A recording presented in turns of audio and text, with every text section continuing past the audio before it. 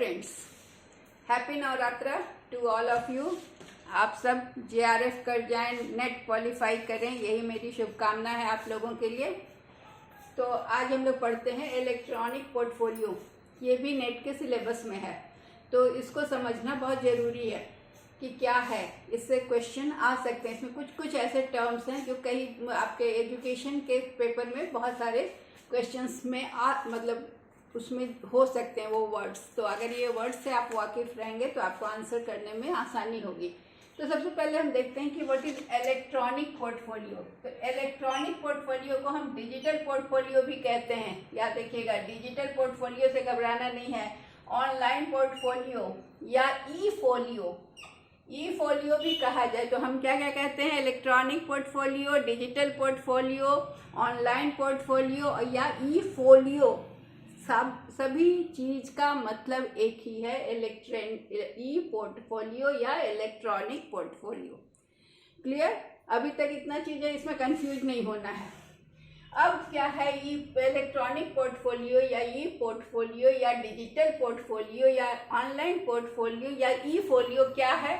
तो यह एक डिजिटल कलेक्शन है ऑफ आर्टिफैक्ट्स। आर्टिफैक्ट्स क्या होता है? आर्टिफैक्ट्स में आपका होता है सारा चीज, टाइप्स ऑफ फाइल्स, आपके ग्राफ, पेपर, असाइनमेंट्स, जो भी आपका मटेरियल है, रिटन मटेरियल, आपका जो कलेक्शन है, दैट इज कॉल्ड आर्टिफैक्ट्स। तो आर्टिफैक्ट्स में सारी चीजें आती हैं जो कि आपका असाइनमेंट, ये इसमें देखिए पोस्ट, फोटोग्राफ, एसे और आपका जो भी कोर्स रिलेटेड वर्क है या वीडियोस है या एक्स्ट्रा करिकुलर एक्टिविटी से रिलेटेड जो भी चीज़ें हैं, वो सारी चीज़ों को हम क्या कहते हैं?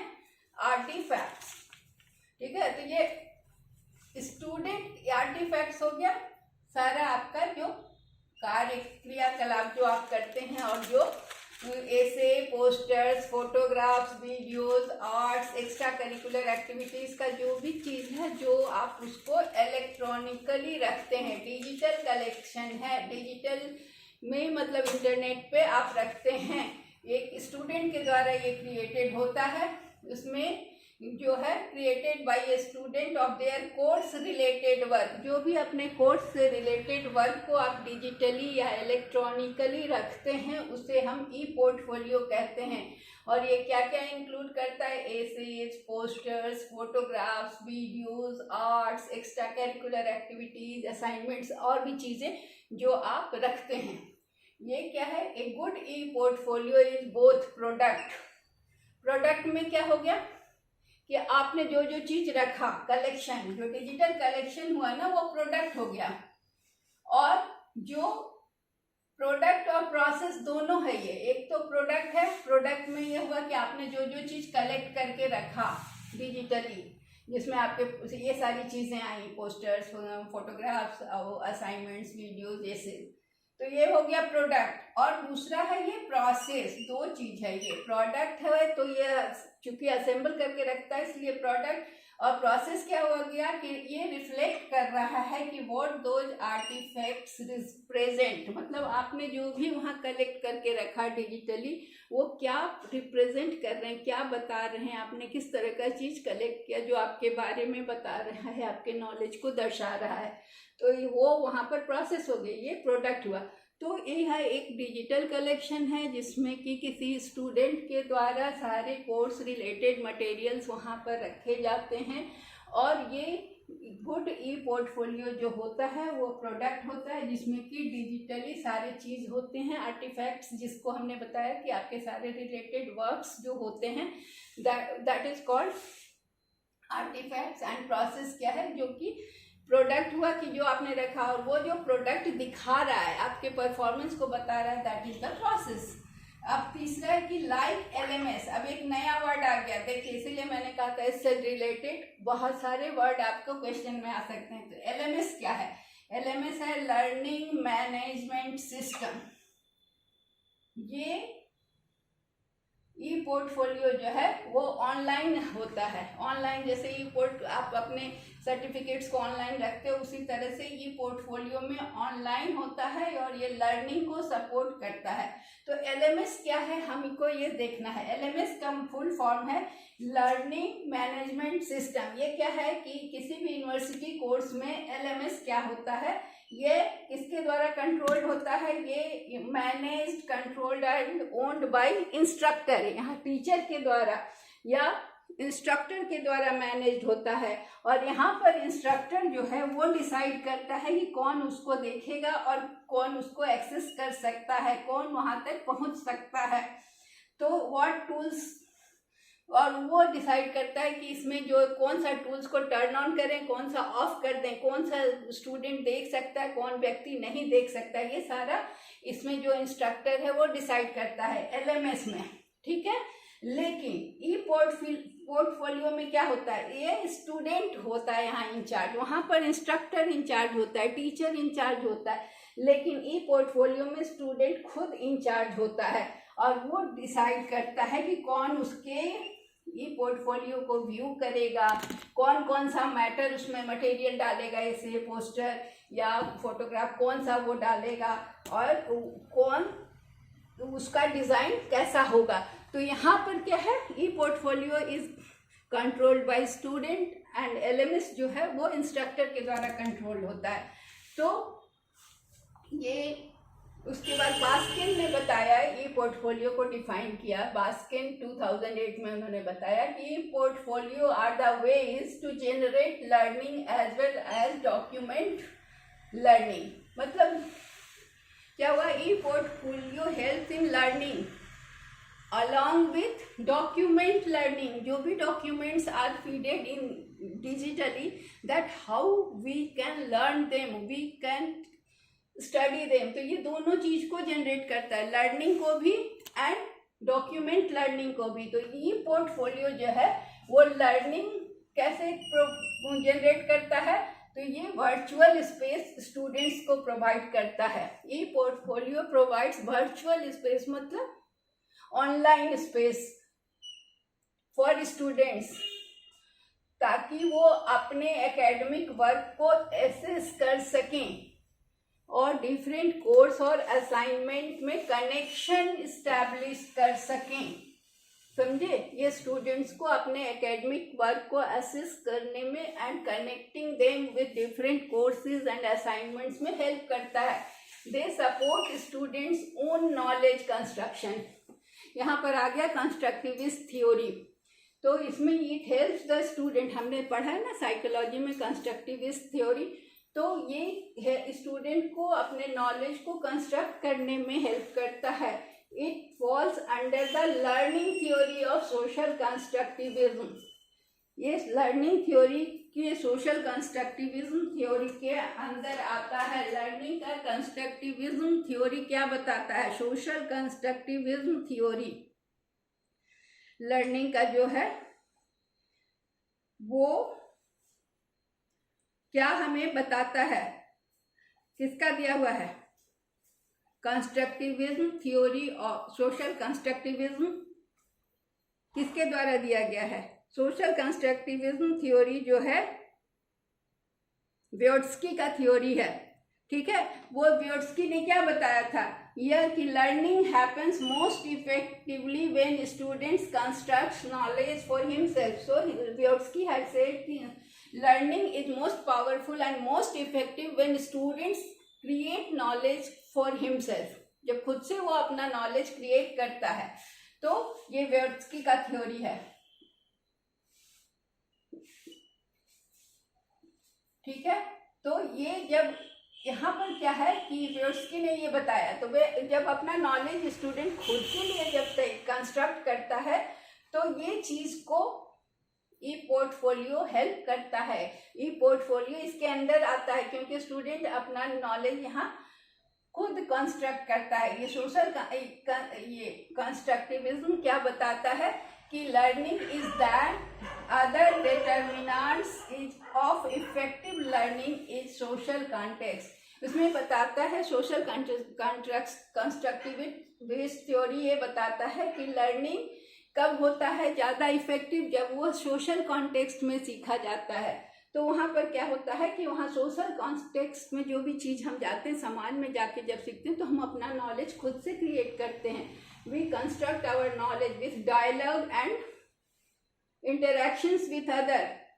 तो जब हम सोशल कॉन्टेक्स्ट में जाते हैं, लोगों से मिलते हैं, तो लोगों से बात करके, इंटरेक्शन करके, डायलॉग से, वार्तालाप से हम अपना नॉलेज कंस्ट्रक्ट करते हैं। हम उनकी बातों से कुछ सीखते हैं, तो हमारा ज्ञान बढ़ता है, विच हैपन्स हियर। तो उसी तरह का नॉलेज, सोशल कंस्ट्रक्टिविज्म वाला नॉलेज ई पोर्टफोलियो में आता है। कब आता है? ई पोर्टफोलियो ने स्टूडेंट ने बना दिया, उसको डिजिटली वर्चुअली पोस्ट कर दिया, उसका बना हुआ है। वहाँ पर जब किसी का रिमार्क्स आता है, किसी का फीडबैक आता है, feedback loop through which teacher, peers, mentors respond, even parents respond. जब वो डाला हुआ उसको देखकर कोई रिस्पॉन्ड करता है तो उसे फीडबैक भी मिलता है। तो इससे सोशल कंस्ट्रक्टिविज्म भी हो गया, क्योंकि यहाँ सोशल कॉन्टेक्स्ट में लोग उसके आर्टिकल्स पे, उसके एसेज पे, उसके काम पर जब कमेंट करते हैं तो उसका नॉलेज बढ़ता है। तो यहाँ पर making and sharing e portfolio is a story of one's learning journey. जब ये क्या है, ई पोर्टफोलियो आपकी लर्निंग जर्नी को इंडिकेट करता है कि आपने लर्निंग किस तरह से किया, कैसे कैसे आप इम्प्रूव कर रहे हैं, ये सारी चीज़ें पता चलती है। People come to know your improvement day by day through e portfolio. अब ये कई तरह का होता है। इंस्टीट्यूशन सेंटर्ड ई पोर्टफोलियो, ये क्या होता है? ये संस्थागत केंद्रित जो ई पोर्टफोलियो होता है। ये क्यों होता है? ये पोर्टफोलियो में आपके लर्निंग को असेस किया जाता है, उसका मूल्यांकन किया जाता है, आकलन किया जाता है, असेसमेंट किया जाता है। तो ये इंस्टीट्यूशन सेंटर्ड ई पोर्टफोलियो हुआ, जहाँ पर आपकी लर्निंग को असेस किया जाता है। वहाँ आप असाइनमेंट डालते हैं या कोई भी चीज़ें भेजते हैं, तो टीचर उसको असेस करते हैं, उसको मार्क करते हैं, उसका मार्किंग भी करते हैं, ग्रेडिंग करते हैं। दूसरा है स्टूडेंट सेंटर्ड ई पोर्टफोलियो। स्टूडेंट सेंटर्ड ई पोर्टफोलियो में क्या होता है कि असेसमेंट फॉर लर्निंग। यहाँ पर क्या है कि यहाँ आप खुद लर्निंग के लिए असेसमेंट कर रहे हैं, चीज़ों को डाल रहे हैं। ठीक है, आपने क्या सीखा उसका लर्निंग होता है इंस्टीट्यूशन सेंटर्ड में। जब स्टूडेंट सेंटर्ड होता है तो आप अपनी लर्निंग को बढ़ाने के लिए उसको करते हैं। फिर होता है डेवलपमेंटल ई पोर्टफोलियो। ये क्या शो करता है कि आपका एक लंबे समय में या एक निश्चित समय में आपने कितना एडवांसमेंट, आपका स्किल में कितना एडवांसमेंट हुआ, नॉलेज में कितना एडवांसमेंट हुआ। ये तो हो गया डेवलपमेंट ई पोर्टफोलियो। अब आता है रूब्रिक्स। रूब्रिक्स के जरिए ये आपके टीचर देखते हैं। तो रूब्रिक्स क्या है, इस पर भी क्वेश्चन आया है 2 साल पहले। तो रूब्रिक्स को जानिए कि रूब्रिक्स क्या है कि इवैल्यूएशन टूल है। Rubrics is a evaluation tool है जिसमें कि टीचर्स आपको क्या होता है कि ये इसमें कुछ criteria, explicit set of criterias are there, और criterias are used for assessing, evaluating the students' performance. So rubrics helps in assessing and evaluating the participants or students' performance. तो यहाँ पर rubrics में कुछ set of guidelines होते हैं. There are set of guidelines to promote learning and expression of students. So it is, rubrics is for enhancement of learning or guidelines that helps the student. So it is a avenue, rubrics is a avenue for communication between teacher and student. rubrics एक अवसर प्रदान करता है teacher और student के बीच communication का। और एक होता है showcase e portfolio. Showcase e portfolio highlights the work of tailor work in a specific area. अब क्या है कि किसी का भी जो आप शोकेस में आप अपना शोकेस करते हैं कि मैं इसमें एक्सपर्टीज है, मेरा इसमें एक्सपर्टीज है, मैं एक्सपर्ट हूँ, then employer approach you for employing you. So ये हेल्प करता है एम्प्लॉयर्स को so also called career portfolio. So इसलिए इसको करियर पोर्टफोलियो भी बोलते हैं। शोकेस ई पोर्टफोलियो जो होता है वो उसमें आपके जो आपके एफिशिएंसी और स्किल्स को शोकेस करता है या बतलाता है, जिस सो दैट कि एम्प्लॉयर्स कैन अप्रोच यू। अब एक और चीज़ मैं आपको बताना चाहती हूँ, ये भी क्वेश्चन में आया था, अभी हाल में देख रही थी। It is IoT, internet of things. So it is, what is it, ये क्वेश्चन आया था। IoT, इंटरनेट ऑफ थिंग्स, इसका फुल फॉर्म पूछा गया था, बट ये क्या है मैं आपको बता दे रही हूँ। इसका फुल फॉर्म तो है internet of things. Internet of things ये क्या बताता है हमें? इंटरनेट ऑफ थिंग्स जो है ना, ये है कि इंटरनेट कनेक्टेड डिवाइसेस के बारे में बताता है। जैसे आप देख रहे हैं कि आजकल बहुत सारी चीजें हैं, घड़ी है जो आपका इंटरनेट, मोबाइल सब कुछ काम कर रहा है, कार है तो स्मार्ट कार्स हैं जो कि इंटरनेट से रेगुलेटेड हैं, स्मार्ट सिटीज हैं। सबसे कॉमन उदाहरण है एलेक्सा। एलेक्सा में क्या होता है कि ये सारी चीज़ें इंटरनेट से कनेक्टेड होती है और उसमें फीड होती है। आप उसको आदेश देते हैं तो वो लाइट भी ऑफ कर देता है, टीवी भी ऑफ कर देता है, ऑन कर देता है। तो ये सारी चीज़ें जो है ना, जो स्मार्ट सिटीज, स्मार्ट कार्स, सारी चीज़ें जो स्मार्ट बना रही है, स्मार्ट होम्स, पूरा घर कनेक्टेड है। तो इस एलेक्सा से भी कनेक्टेड होता है टीवी, फ्रिज, रेफ्रिजरेटर, जितनी भी तरह की चीज़ें होती हैं वो इलेक्ट्रॉनिकली जब कनेक्ट हो जाती हैं, डिजिटली कनेक्टेड होती हैं, तो उसे हम इंटरनेट ऑफ थिंग्स कहते हैं। तो ये भी एक इम्पॉर्टेंट क्वेश्चन है आप लोग के लिए। So that's all about E portfolio. I hope it will help you. Thank you, all the best.